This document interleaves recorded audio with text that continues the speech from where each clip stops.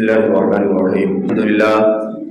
الحمد لله وكفى وسلام على عباده الذين اصطفى أما بعد فقد قال الله تبارك وتعالى في القرآن المجيد أعوذ بالله من الشيطان الرجيم بسم الله الرحمن الرحيم يا أيها الذين آمنوا كتب عليكم الصيام كما كتب على الذين من قبلكم لعلكم تتقون صدق الله العظيم وقال النبي صلى الله عليه وسلم في مقام الصوم جنة أو كما قال عليه الصلاة والتسليم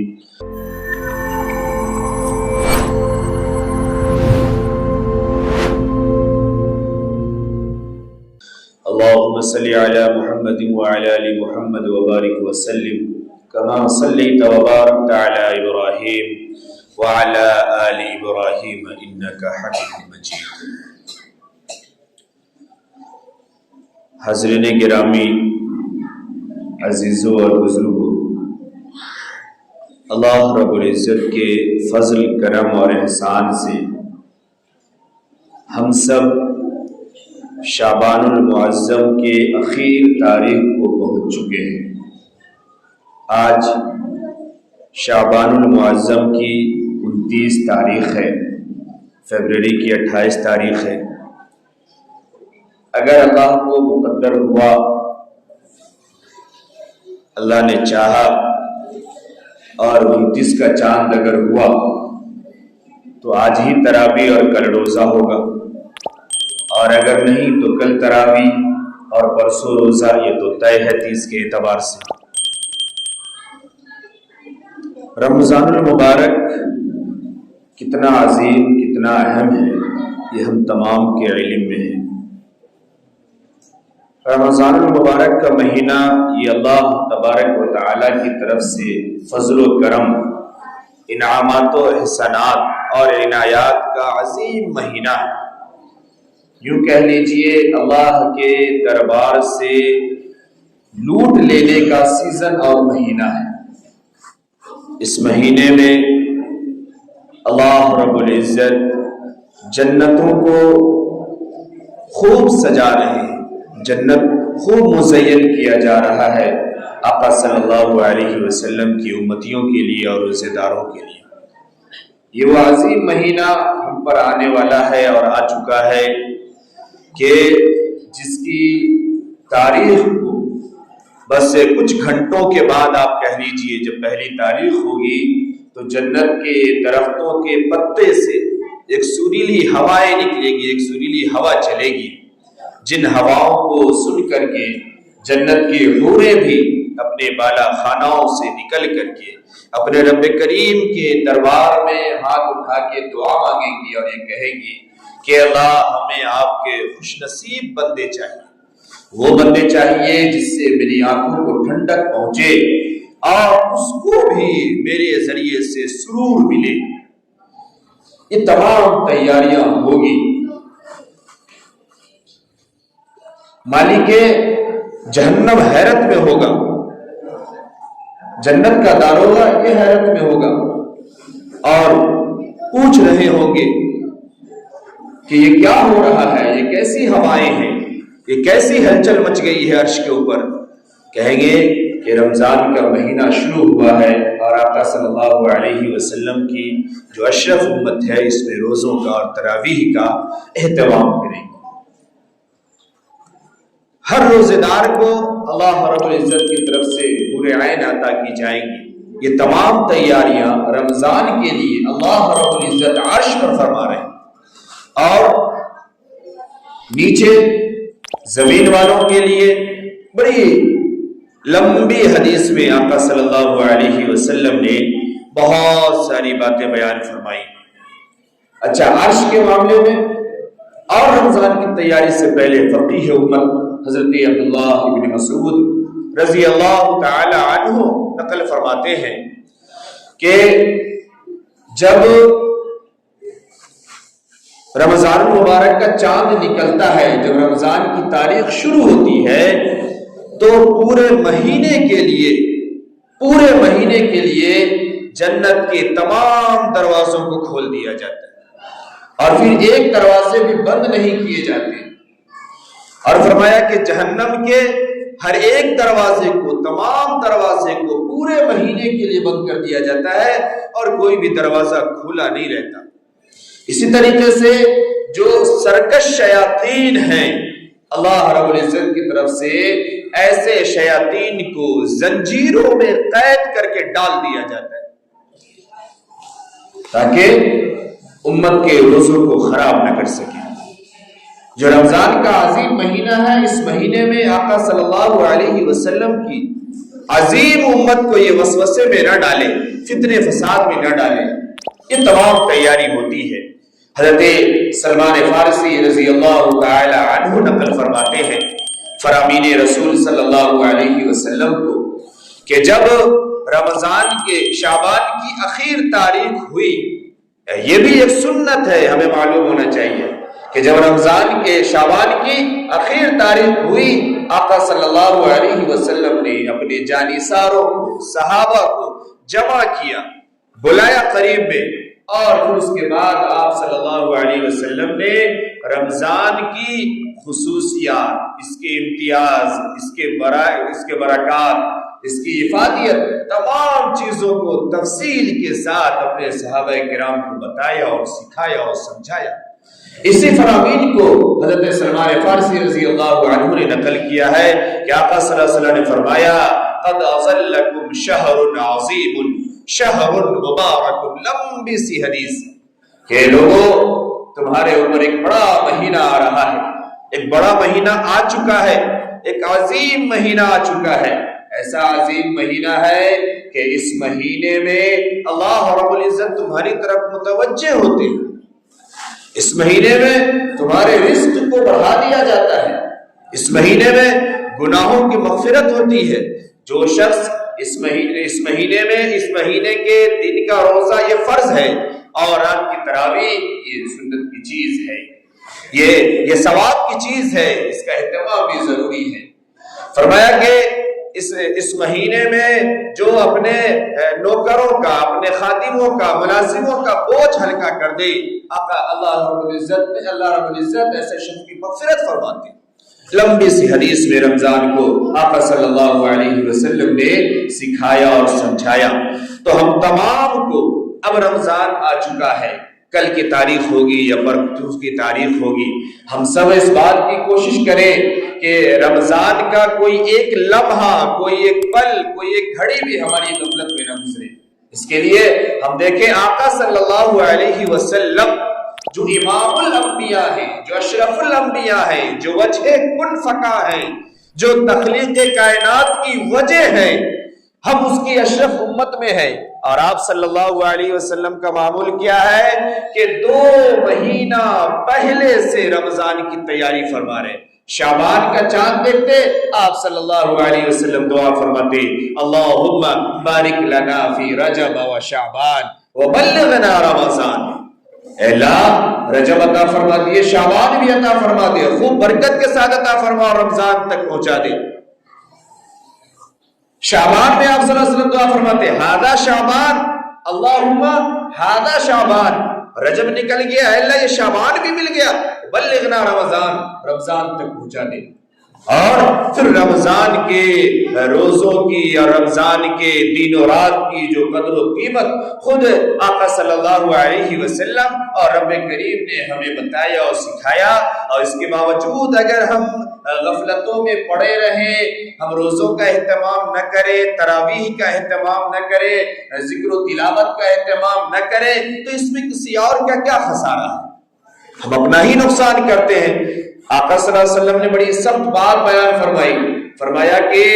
وہ شخص ناکام ہے، نامراد ہے، ہلاک ہو جائے، تباہ و برباد ہو جائے جس کو رمضان کا مہینہ مل جائے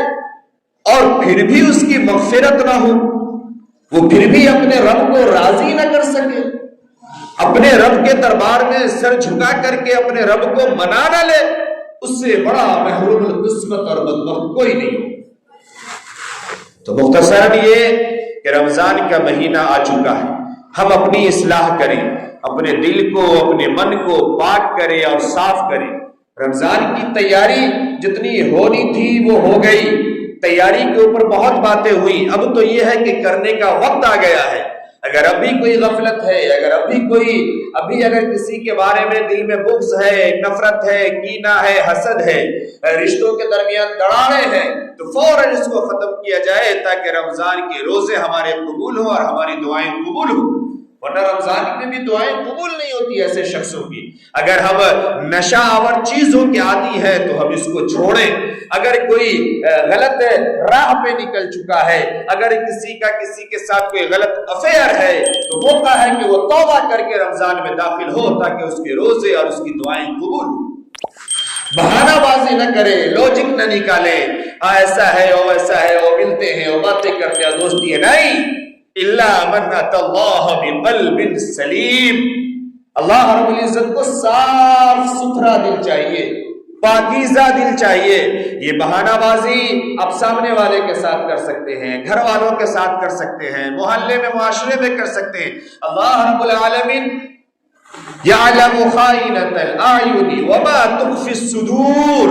تمہارے دلوں میں جو بات چھپی ہوئی ہے، جو تم اندر سوچ رہے ہو، پلان کر رہے ہو، اللہ کو اس کی بھی خبر ہے اور پوری طرح باخبر ہے۔ اس لیے بہانہ بازی نہ نکالو اپنے نفس کی لذت کی وجہ سے۔ میرے محترم بزرگوں اور دوستو، نوجوانوں، یہ چند روزہ زندگی، یہ سانسیں، یہ کبھی بھی کہیں بھی ختم ہو جائے گی۔ یہ لذت کے جو لمحات ہیں نا، یہ بہت تھوڑے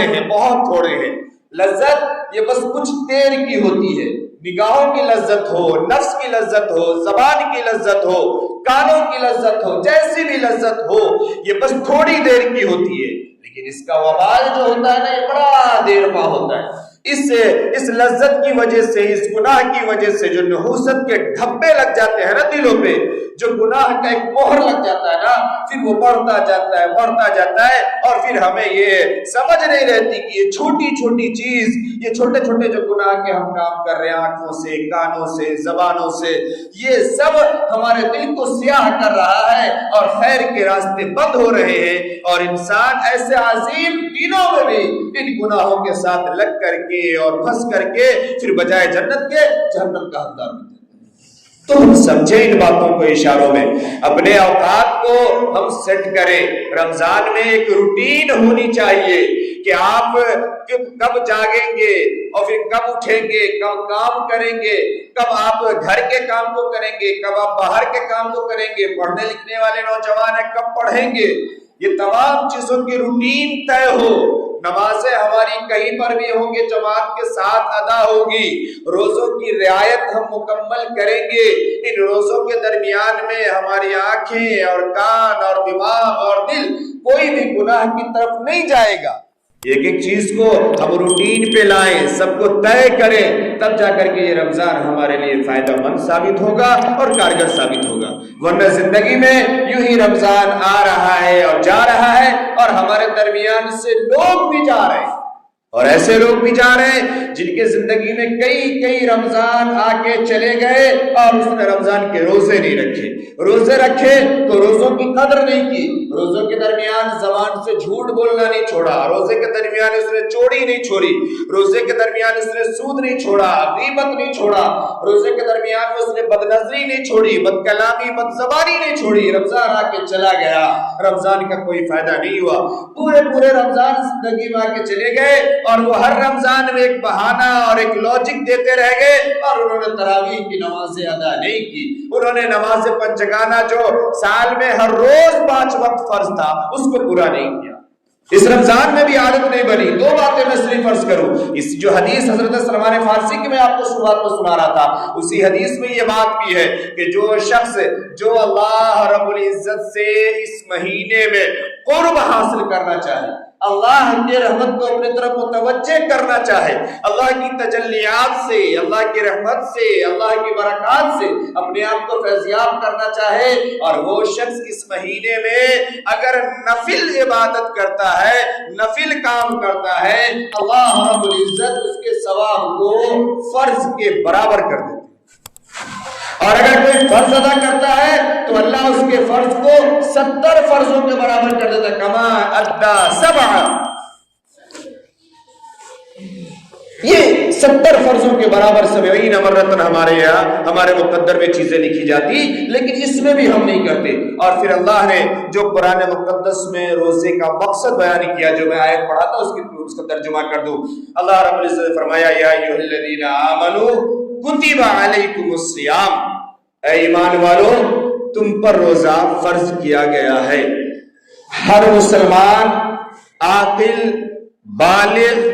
اور مقیم پر روزہ فرض ہے، یہ یاد رکھیے۔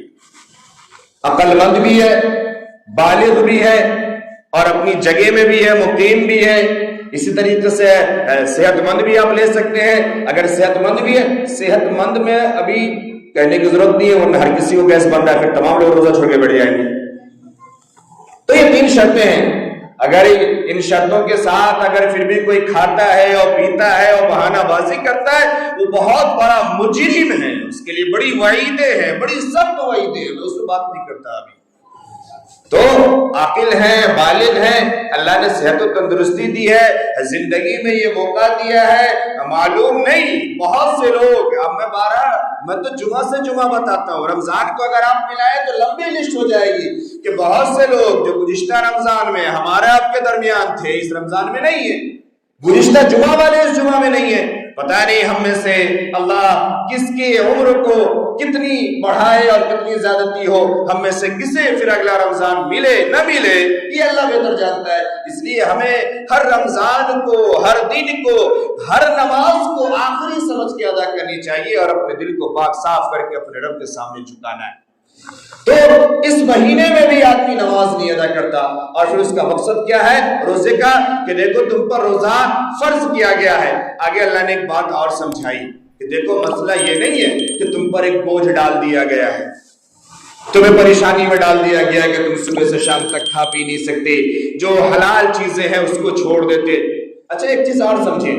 ہمیں اس مہینے میں ہم بیان کرتے ہیں تو ہم لوگ کو کہتے ہیں دیکھو گناہ کے یہ کام کو، یہ کام کو، یہ کام کو چھوڑ دو۔ حالانکہ سوچنے والی بات یہ ہے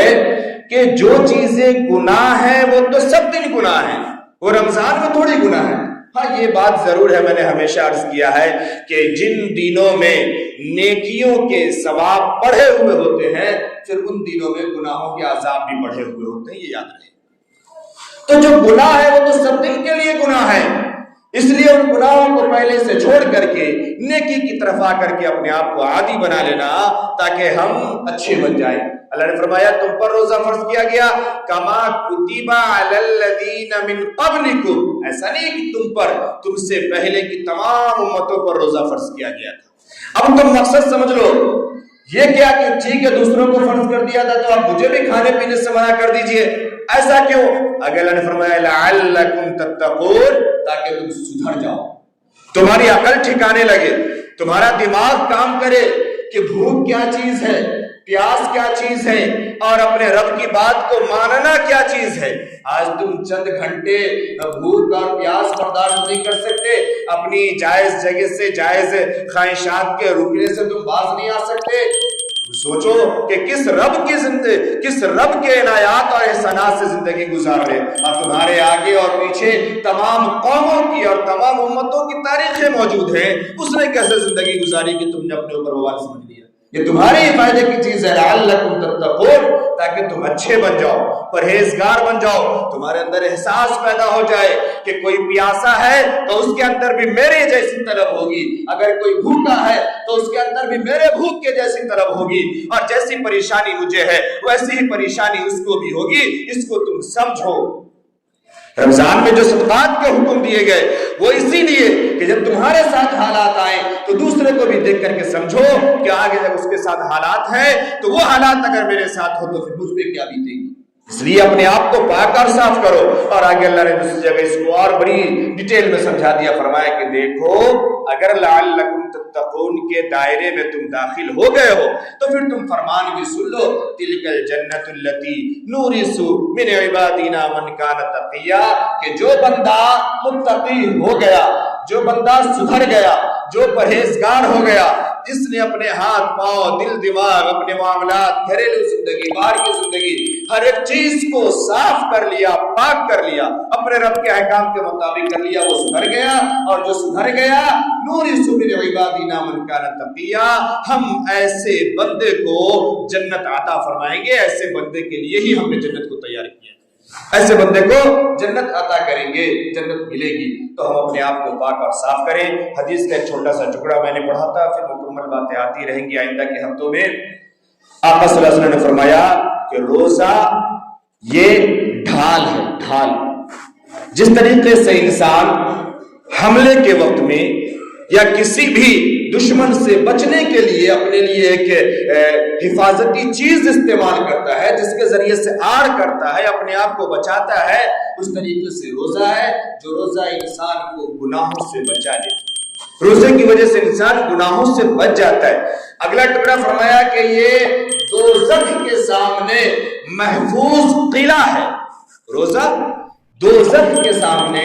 محفوظ قلعہ ہے روزہ حفاظت کا ذریعہ اور حفاظت کا سامان ہے اب ہم یہ سمجھے اور غور کریں کہ ہم روزے کے لیے کتنا تیار ہیں اور پھر اگر ہم روزہ رکھیں گے تو پھر روزے کو کتنی پابندی کے ساتھ اور کتنی آداب کی رعایت اور احکامات کو سامنے رکھ کر کے رکھیں گے مثال کے طور پر ایک چھوٹی سی بات عرض کروں ایک شخص مکان بنائے اور مکان بہت خوبصورت بنائے اور لگے کہ اس کے خوابوں میں بھی ہو کہ میرا یہ محل ڈریم محل بن رہا ہے اور پھر اس کے لیے اس نے نہ اچھا سیمنٹ یوز کیا ہو نہ اچھا اینٹا لگایا ہو نہ اچھا سریا لگایا ہو نہ اس کے کوئی اور چیزیں اچھی لگائی ہو صرف پینٹ اس کے اوپر لگا دے صرف پینٹ لگا دے آپ سوچو کہ وہ محل اس کا کتنے دن تک کام میں آ سکتا ہے اسے کس چیز سے بچا سکتا ہے